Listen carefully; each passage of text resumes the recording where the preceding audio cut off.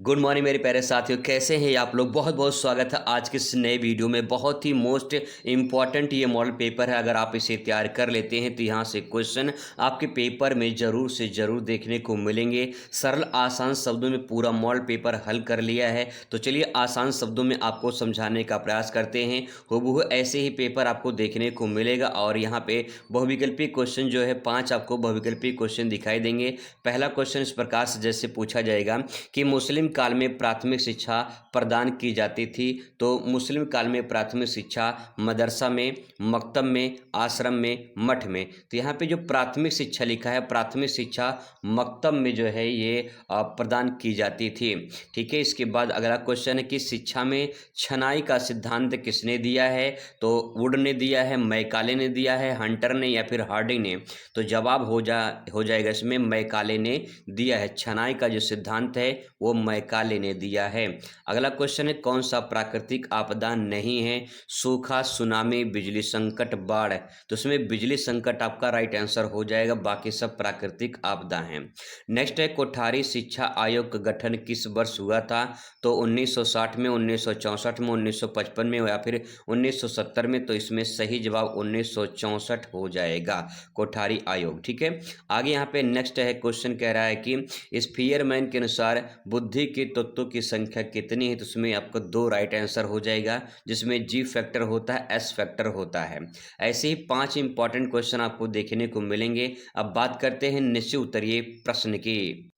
दोस्तों कुछ इस प्रकार से निश्चित उत्तरीय प्रश्न आपको देखने को मिलेगा। जैसे आप यहाँ पे क्वेश्चन देख सकते हैं। क्वेश्चन यहाँ पे कह रहा है कि पवज्जा संस्कार के बाद बालक को किस नाम से जाना जाता था। वुड्स का जो घोषणा पत्र था वो किस वर्ष प्रकाशित हुआ था। ऐसे क्वेश्चन आपको देखने को मिलेंगे। तो आइए इसका उत्तर देखते हैं। यहाँ पे है क्वेश्चन कि पवज्जा संस्कार के बाद बालक को किस नाम से जाना जाता था। तो पवज्जा संस्कार के बाद बालक को श्रमण के नाम से जाना जाता था। 1 नंबर का क्वेश्चन रहेगा। श्रमण वह होता है जो घर छोड़कर आध्यात्मिक जीवन अपनाता है, उसे श्रमण कहा जाता है। ठीक है। तो इस प्रकार से ये परिभाषा भी हो जाएगी और इसका नाम भी हो जाएगा। अगला यहाँ पे कि वर्ष का घोषणा पत्र जो है वो क्या है और किस वर्ष जो है प्रकाशित हुआ था। तो वर्ष का जो घोषणा पत्र था वो 1854 में आया था और इसे भारत में आधुनिक शिक्षा की जो है नींव माना जाता है। ठीक है। इस प्रकार से इसको लिख सकते हैं। अगला यहाँ पे है कि किसी 2 मानसिक विकारों का नाम लिखिए। मानसिक विकार का मतलब होता है मानसिक रोग। जो यहाँ पे चिंता जो होती है, ठीक है, चिंता बिना कारण के डर के बेचैनी होती है, तो ये पहला कारण हो जाएगा। इसके बाद यहाँ पे अवसाद, जो डिप्रेशन में लोग चले जाते हैं, हमेशा दुखी रहते हैं, हमेशा किसी काम में मन नहीं लगता उनका, तो डिप्रेशन में चले जाते हैं। तो 2 पॉइंट आप यहाँ पे लिख सकते हैं। अगला क्वेश्चन यहाँ पे है कि कह रहा है कि आर्मी बीटा टेस्ट किस प्रकार बुद्धि परीक्षण है। तो यहाँ पे लिखेंगे आर्मी बीटा टेस्ट एक अवाक्षरणीय परीक्षण है, जिसमें जो है यानी इसमें भाषा का इस्तेमाल नहीं होता, केवल चित्र जो है और संकेतों के माध्यम से परीक्षण होता है। यानी हम कह सकते हैं कि जिसमें चित्र और संकेतों के द्वारा परीक्षण होता है उसे आर्मी बीटा टेस्ट कहते हैं। ठीक है। आगे यहाँ पे है नेक्स्ट क्वेश्चन करा है इदम अहम अप्रहम का सिद्धांत किसने दिया है। तो इदम यानी इड, अहम यानी ईगो और प्रहम माना सुपर ईगो का सिद्धांत सिगमंड फ्रायड ने दिया है। किसने? सिगमंड फ्रायड ने। काफ़ी इंपॉर्टेंट है। इस सिद्धांत बताता है कि मनुष्य के व्यवहार पर तीनों हिस्सों का असर होता है, यानी ये तीनों जो पॉइंट है इसका असर पड़ता है। आगे इसके बाद यहाँ पे आपको दिखाई देगा अति लघु उत्तरीय प्रश्न, जिसके लिए 4 अंक आपको यहाँ से प्राप्त होंगे। कुछ इस प्रकार से सिंपल क्वेश्चन पूछे जाएंगे। आइए इसका उत्तर देखते हैं सिंपल शब्दों में। तो यहाँ पे क्वेश्चन है कह रहा है कि वायु प्रदूषण के कारणों का वर्णन कीजिए। तो वायु प्रदूषण के बारे में सभी लोग जानते होंगे, आप इसे हेडिंग वाइज बना के अच्छे से इसे अपने शब्दों में बयां कर सकते हैं। वायु प्रदूषण के जो कारण होते हैं वो मुख्य कारण वाहनों से निकलने वाले धुएं होते हैं, कारखानों से निकलने वाले धुएं होते हैं, कूड़ा कचरा जो होता है उसको अवशेष जो होता है उसको जला देते हैं, वहाँ से प्रदूषण होता है। कोयला, गैस, तेल जो अधिक उपयोग होता है, यानी पेट्रोलियम का जो अधिक उपयोग होता है, ये सब जो है कहीं न कहीं वायु प्रदूषण में सबसे बड़ा कारण माने जाते हैं। इसको चाहें आप तो डायग्राम में भी अच्छे से बनाकर लिख सकते हैं अपने शब्दों में। ठीक है। यहाँ इसके बाद अगला क्वेश्चन आपके सामने आ जाएगा। कह रहा है कि मानसिक स्वास्थ्य को प्रभावित करने वाले कारक बताइए। तो कारक मतलब होता है कारण। ऐसे कौन से कारण हैं जिनसे मानसिक स्वास्थ्य प्रभावित होता है? तो आप इसमें कारण में लिखेंगे, पहला है परिवार का माहौल। परिवार का माहौल भी मानसिक स्वास्थ्य पर प्रभाव डालता है। जिस परिवार में शांति माहौल होता है वहाँ पे जो आपका दिमाग बुद्धि होता है स्वस्थ होता है, पूरी तरह से काम करता है। लेकिन हमेशा लड़ाई झगड़े परिवार में होते रहते हैं तो वहाँ लोग मेंटली डिस्टर्ब हो जाते हैं। ठीक है, अगला यहाँ पे अध्ययन तथा काम का तनाव। आपके अध्ययन में जैसे पढ़ाई में बहुत लोग बहुत देर तक पढ़ते हैं, बहुत ज़्यादा पढ़ते हैं, तो वो भी कहीं कि आपके मानसिक स्वास्थ्य पर प्रभाव डालता है। तनाव यानी टेंशन वगैरह जो होती है वो भी प्रभाव डालता है। नेक्स्ट है संबंधों में तनाव या विवाद। कोई भी अगर आपका रिलेशनशिप है, संबंध है, तो उसमें भी अगर कोई विवाद हो जाती है तो इंसान मानसिक रूप से स्वस्थ नहीं रहता है, डिप्रेशन में चला जाता है, टेंशन में चला जाता है। तो ये प्रकार का जो है यहाँ कारण हो जाएगा। इसके बाद आर्थिक समस्या और असुरक्षा। 9 नंबर क्वेश्चन है, करा कि भारत में निम्न शिक्षा स्तर की जो कारण है उस पर प्रकाश डालिए। भारत में शिक्षा का स्तर निम्न क्यों है, उसके पीछे क्या कारण है, ये आपको बताना है। तो आप इसमें लिखेंगे, पहला कारण है गरीबी और आर्थिक समस्या। बहुत सारे ऐसे बच्चे हैं जो पढ़ना तो चाहते हैं लेकिन गरीबी के कारण पढ़ नहीं पाते हैं। इतना फीस जो है लगता है कि फीस पे नहीं कर पाते, जिसके कारण वो शिक्षा का स्तर निम्न हो जाता है। ठीक है, इसके बारे में थोड़ा थोड़ा लिख देंगे तो बढ़िया अंक आपको प्राप्त हो जाएगा। दूसरा पॉइंट यहाँ पे देख सकते हैं, शिक्षा में पर्याप्त सुविधा की कमी। यानी शिक्षा में बहुत सारी सुविधाएं नहीं मिल पाती है जिसके कारण शिक्षा का स्तर निम्न हो जाता है। अगला है ग्रामीण क्षेत्रों में स्कूलों की कमी। ग्रामीण क्षेत्रों में स्कूलों की कमी है या तो दूर दूर हैं, उससे भी कहीं कहीं समस्याएं हो जाती हैं। आगे इसमें ले सकते हैं लड़कियों की शिक्षा पर बहुत ध्यान कम दिया जाता है, ये भी एक तरह से समस्या है, यह शिक्षा का स्तर निम्न गिराता है। तो इस प्रकार से इसके बारे में आप लिख सकते हैं।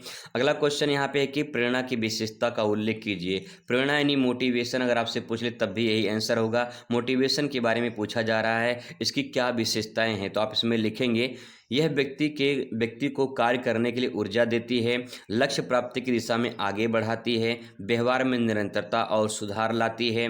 हर व्यक्ति में प्रेरणा का स्तर अलग अलग होता है। तो यहाँ पे जो विशेषता है इनके बारे में आप ले सकते हैं, 4 अंक आपको यहाँ से प्राप्त होंगे। मोटिवेशन के बारे में सभी जानते हैं। अगला क्वेश्चन है कि मानसिक स्वास्थ्य विज्ञान के उद्देश्यों का वर्णन कीजिए। इसके बारे में कई बार चर्चा कर चुके हैं, बस शॉर्ट में आप यहाँ पे देख लीजिए। मानसिक स्वास्थ्य विज्ञान का उद्देश्य यहाँ पे लिखेंगे कि मनुष्य को तनाव रहित और संतुलित बनाना, ये इसका उद्देश्य हो जाएगा। अगला यहाँ पे सकारात्मक सोच विकसित करना। नेक्स्ट है स्वस्थ व्यवहार, अच्छी आदतों को विकसित करना और व्यक्तित्व को पूर्ण विकास करना, ये इसका उद्देश्य हो जाएगा।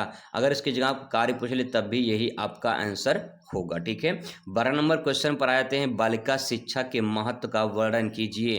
तो इसमें लिखेंगे बालिका शिक्षा के महत्व, हेडिंग हो जाएगा और लिखेंगे पहला महिलाओं को आत्मनिर्भर बनाना, इसीलिए उनके शिक्षा का महत्व ज़्यादा दिया जाता है या करना चाहिए। नेक्स्ट है परिवार और समाज का विकास होता है, परिवार का भी विकास होता है, समाज का विकास होता है। आगे है स्वच्छता और पोषण में सुधार देखने को मिलता है, तो इसका महत्व हो जाएगा। एक पॉइंट यहाँ पे ले सकते हैं कि राष्ट्रीय आर्थिक प्रगति तेज होती है। ठीक है, आगे इसके बाद यहाँ पे क्वेश्चन आपके सामने है लघु उत्तरीय प्रश्न, 6 अंक आपको यहाँ से प्राप्त होंगे। कुछ इस प्रकार से प्रश्न आपको देखने को मिलेंगे। आइए इसका उत्तर देखते हैं सिंपल शब्दों में। टैगोर के पाठ्यक्रम संबंधी विचारों का वर्णन कीजिए। यानी रविन्द्रनाथ टैगोर जो है पाठ्यक्रम यानी सिलेबस कैसा होना चाहिए, उनका क्या विचार था, इसके बारे में आपको बताना है। तो यहाँ पे लिखेंगे रविन्द्रनाथ टैगोर के अनुसार पाठ्यक्रम प्रकृति के निकट होना चाहिए। प्रकृति के निकट का मतलब है कि प्रकृति के वादियों में बैठकर पढ़ना, प्रकृति को सीखना, प्रकृति को समझना ही, यही ऐसा पाठ्यक्रम होना चाहिए। दूसरा यहाँ पे शिक्षा में कला, संगीत, नृत्य, चित्रकला शामिल होना चाहिए। शिक्षा का बच्चों को अनुभव आधारित शिक्षा दी जानी चाहिए। अगला है पाठ्यक्रम ऐसा होना चाहिए कि रचनात्मक हो और स्वतंत्र सोच विकसित करे। तो ऐसा सिलेबस होना चाहिए जिससे बच्चों में कहीं न कहीं व्यवहार का, आचरण का और प्रकृति से जुड़ा होना चाहिए। ठीक है, आगे इसके बाद क्वेश्चन नंबर नेक्स्ट है, शैक्षिक मानकों के तत्व पर प्रकाश डालिए। तो क्या मानक है, यहाँ पे आप दे सकते हैं, बहुत सारे मानक दिए गए हैं। शैक्षिक मानक के प्रमुख तत्व यहाँ पे दिए गए हैं। अधिगम लक्ष्य। अधिगम लक्ष्य का मतलब ये होता है कि जो आप सीख रहे हैं, अधिगम का मतलब ही सीखना होता है। तो जो आपका लक्ष्य है उस लक्ष्य के प्रति आप कितना प्रेरित हैं, कितना निर्भर हैं और कितना आत्मविश्वास आपके अंदर है अपने लक्ष्य को पाने के लिए। तो कितना आप सीखते हैं वो डिपेंड करता जाता है। ठीक है, आगे है पाठ्यक्रम की गुणवत्ता, यानी सिलेबस कैसा होना चाहिए, उसकी क्वालिटी कैसी होनी चाहिए, उसके आधार पे आप जो है अपना लक्ष्य प्राप्त कर सकते हैं। नेक्स्ट है शिक्षण विधियाँ और प्रक्रियाएँ कैसी होनी चाहिए। तो शिक्षण विधियाँ जैसे प्रैक्टिकल होता है या फिर मौखिक होता है या फिर लिखित होता है, कैसा शिक्षण विधि होना चाहिए ये डिपेंड करता है। ठीक है, आगे है मूल्यांकन के तरीके। मूल्यांकन के तरीके भी सही तरीके से होने चाहिए, ऐसा नहीं कि जो है उल्टा सीधा मूल्यांकन हो जाए। नेक्स्ट इसमें है शिक्षक होने चाहिए, उनकी योग्यता और प्रशिक्षण भी होना चाहिए, शिक्षक अच्छे होने चाहिए ताकि बच्चों को अच्छी शिक्षा दे पाएँ। ठीक है, आगे इसके बाद क्वेश्चन यहाँ पे कह रहा है कि रुचि का अर्थ स्पष्ट करते हुए इसकी विशेषताओं का वर्णन कीजिए। तो रुचि का जो अर्थ है वो क्या है, इसमें लिखेंगे किसी कार्य या विषय को करने में मन लगता है तथा उसे बार बार करने की इच्छा ही क्या कहलाती है, रुचि कहलाती है। इसकी विशेषता में आप यहाँ पे ले सकते हैं। पहली विशेषता है कि रुचि व्यक्ति को कार्य के प्रति आकर्षित करती है, यानी अगर आपको काम में इंटरेस्ट है तो रुचि आपको आकर्षित करती है। नेक्स्ट है ये सीखने की गति बढ़ाती है। और नेक्स्ट है कि रुचि व्यक्ति व्यक्ति में भिन्न भिन्न होती है, यानी हर व्यक्ति में भिन्न भिन्न होती है। और रुचि जो है अनुभव और वातावरण को विकसित होती है। रुचि हर वातावरण में अलग अलग प्रकार की होती है और अलग अलग इंसानों में अलग अलग प्रकार की होती है। तो इस प्रकार से उसकी विशेषता आप यहाँ पे लिख सकते हैं। अगला क्वेश्चन है मानसिक रूप से स्वस्थ व्यक्ति की विशेषताओं का वर्णन कीजिए। अगर कोई मानसिक रूप से स्वस्थ है तो उसकी क्या विशेषता हो सकती है। देखिए बहुत सिंपल क्वेश्चन है। मानसिक रूप से स्वस्थ व्यक्ति के क्या विशेषता हो सकती है। तो पहला है सकारात्मक सोच रखता है, यानी अगर वो पूरी तरह से स्वस्थ है, उसकी बुद्धि काम कर रही है, मन पूरी तरह से स्वस्थ है, दिमाग पूरी तरह से स्वस्थ है, तो सोच सकता है और अच्छा सोच सकता है, पहला पॉइंट। दूसरा, तनाव से सही तरीके से संभल सकता है। अगर कोई टेंशन कोई समस्या आती है तो अगर उसकी बुद्धि काम कर रही है तो अच्छे तरीके से उसे संभाल सकता है। ठीक है, आगे यहाँ पे नेक्स्ट पॉइंट है दूसरे से अच्छे संबंध बना सकता है और आत्मविश्वासी संतुलन स्थापित कर सकता है। नेक्स्ट अपने निर्णय खुद ले सकता है अगर वो पूरी तरह से स्वस्थ है तो। ठीक है, आगे इसके बाद 17 नंबर क्वेश्चन कह रहा है कि व्यक्तित्व को प्रभावित करने वाले कारकों का वर्णन कीजिए। तो आप इसमें व्यक्तित्व को प्रभावित करने वाले कारक ही नहीं डाल देंगे, इसके बारे में लिखेंगे आनुवांशिक कारक। इसमें लिखेंगे जो जन्मजात गुण होते हैं उसके आधार पे जो है व्यक्तित्व जो है प्रभावित होती है। दूसरा, परिवार का वातावरण, व्यवहार, संस्कार, पालन पोषण, ये भी डिपेंड करता है व्यक्तित्व पर। जैसा जिसका जो है परिवार का वातावरण होगा वैसे उसका व्यक्तित्व यानी पर्सनालिटी होगी। ठीक है, इसके बारे में थोड़ा थोड़ा सेंटेंस ले देंगे तो बढ़िया अंक आपको प्राप्त हो जाएगा। मैं आपको शॉर्ट में हिंट दे रहा हूँ कैसे आप इसको समझ के लिख सकते हैं। आगे यहाँ पे है समाज और संस्कृति। इसमें आप लिख सकते हैं रीति रिवाज और परंपराएं जो होती है वो भी कहीं ना कहीं व्यक्तित्व को प्रभावित करती है। आर्थिक स्थिति यानी संसाधन और अवसर जो होते हैं उसकी उपलब्धता जो होती है वो भी व्यक्तित्व को प्रभावित करती है। तो इस प्रकार से कुछ ऐसे पॉइंट हैं जिसके बारे में आप लिख सकते हैं। इसके बाद अगला क्वेश्चन आपके सामने कि व्यवसाय के निर्देशन का अर्थ स्पष्ट करते हुए इसके महत्व की विवेचना कीजिए। तो यहाँ पे क्वेश्चन जो है इस प्रकार से पूछा जाएगा और आप उत्तर लिखेंगे। व्यवसाय निर्देशन का अर्थ विद्यार्थियों को उनकी रुचि, योग्यता और क्षमता के अनुसार सही पेशा और करियर चुनने में मदद करना चाहिए। यानी जो व्यवसाय, यानी अगर आपको कोई गाइडेंस करता है, कोई निर्देश देता है कि अगर आप ये पढ़ाई कर लेते हैं तो जो है आप भविष्य में कोई व्यवसाय कर सकते हैं, कोई जॉब पा सकते हैं। जैसे मान लो अगर आप ITI करना चाहते हैं तो ITI करने के बाद जो है आप टेक्निकल कोर्स कर लेते हैं तो आपको जो है रेलवे में लोको पायलट बन सकते हैं या फिर जो है UPPCL या फिर NTPC भेल में टेक्नीशियन बन सकते हैं। बहुत सारे और जो है प्राइवेट कंपनियां होती हैं आप उसमें जा सकते हैं। तो इस प्रकार से जो टेक्निकल कोर्स है अगर आप वो कर लेते हैं तो आपको भविष्य में बेनिफिट मिल सकता है। तो आप अगर ITI करना चाहते हैं तो CV विकल ITI गुरु यूट्यूब चैनल पर आप जाके विजिट कर सकते हैं। वहाँ पे 100% जानकारी आपको दी जाएगी। ठीक है, वहाँ पे आप जाके विजिट कर सकते हैं। आगे बात करते हैं इसके कौन कौन से महत्व है। तो महत्व आप यहाँ पे लिख सकते हैं। महत्व के बारे में विद्यार्थी सही करियर चुन पाते हैं, पहला पॉइंट। दूसरा, समय और मेहनत गलत मार्ग पर खर्च नहीं होती है, तीसरा पॉइंट। रुचि के अनुसार काम मिलने से संतुष्टि बढ़ जाती है और रोजगार के अवसर बढ़ते हैं, जीवन सफल हो जाता है। लास्ट पॉइंट इसमें राष्ट्र का योग्य और प्रशिक्षित मानव संसाधन भी प्राप्त हो जाता है। तो सही दिशा, सही गाइडलाइन आपको रोजगार दिलाता है, आपको सफल इंसान बनाता है।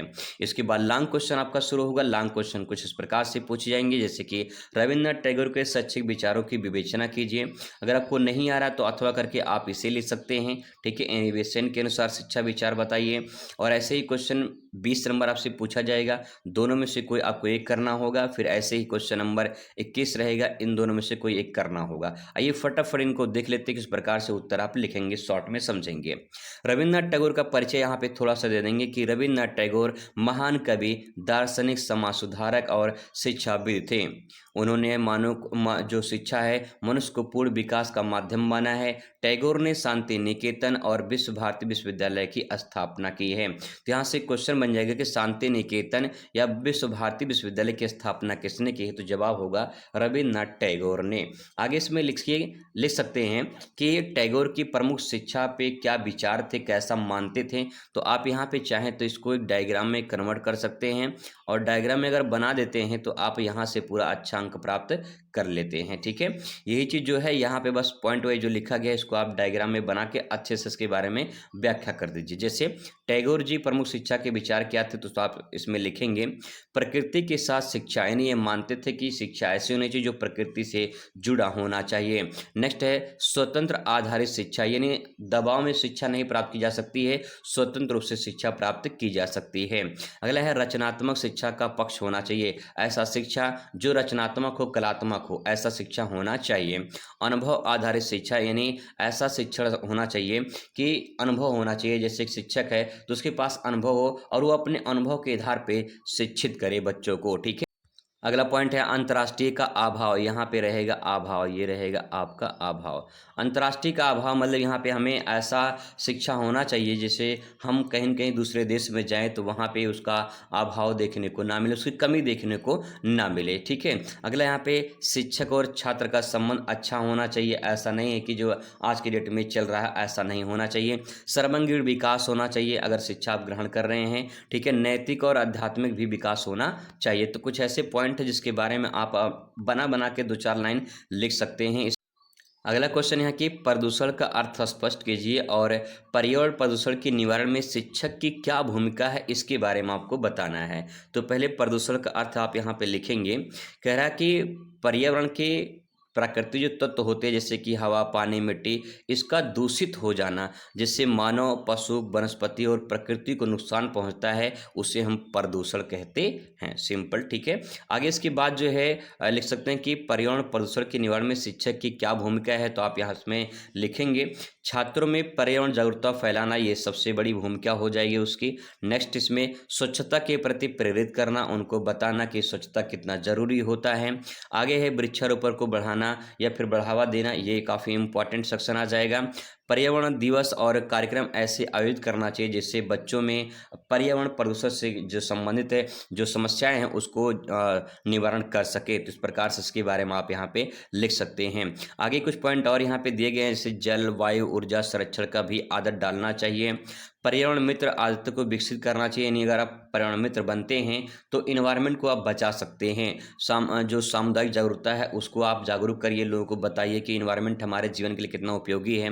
व्यवहारिक शिक्षा होनी चाहिए, ऐसा शिक्षा जो हमें व्यवहार में परिवर्तन लाए, हमारे जो वातावरण है उसमें कुछ न कुछ जो परिवर्तन होता है उसको हम संरक्षण कर सके। तो ऐसा पॉइंट आप यहाँ पे लिख सकते हैं।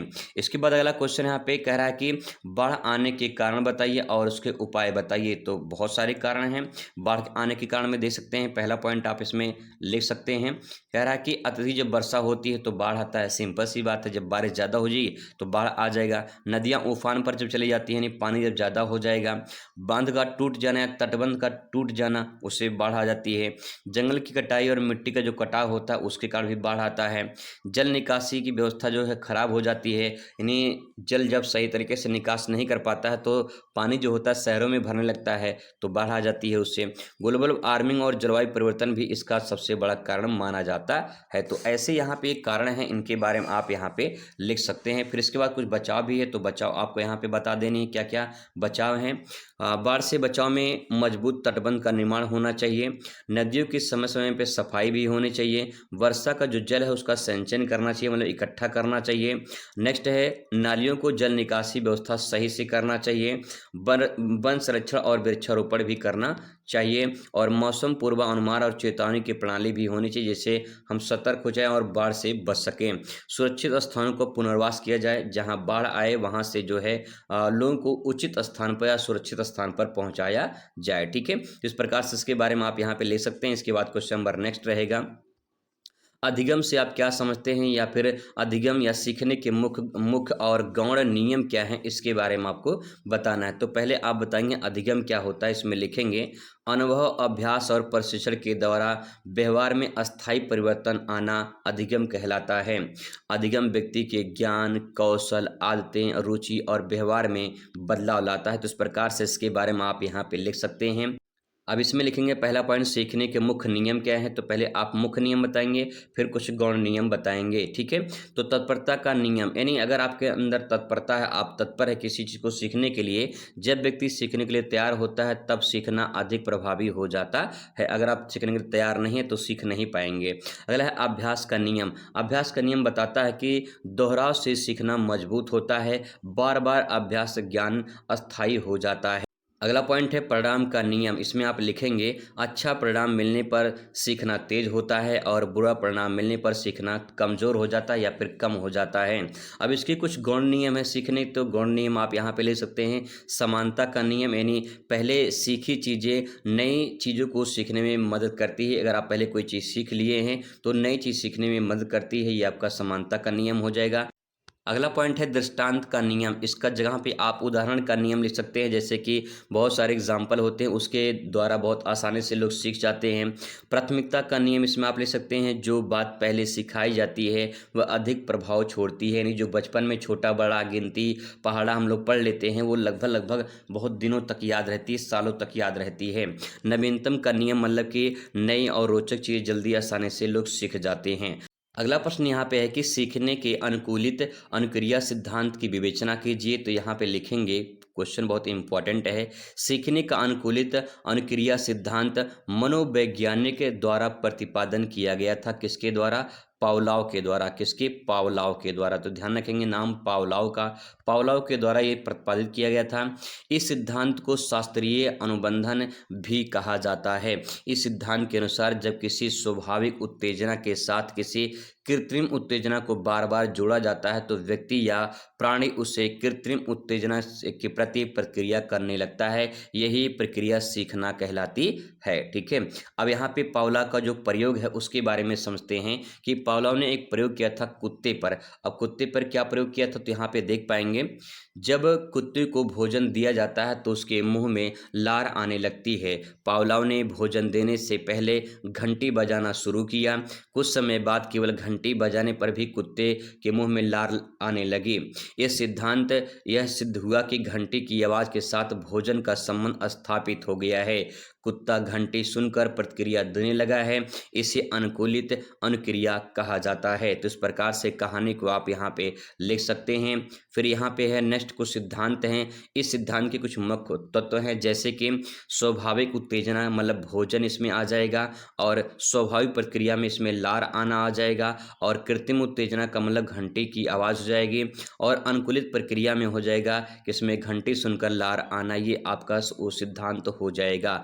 अब इसमें क्या शिक्षा मिली, तो उसमें लिख सकते हैं, यह सिद्धांत से विद्यार्थी में अच्छी आदतों का निर्माण किया जा सकता है।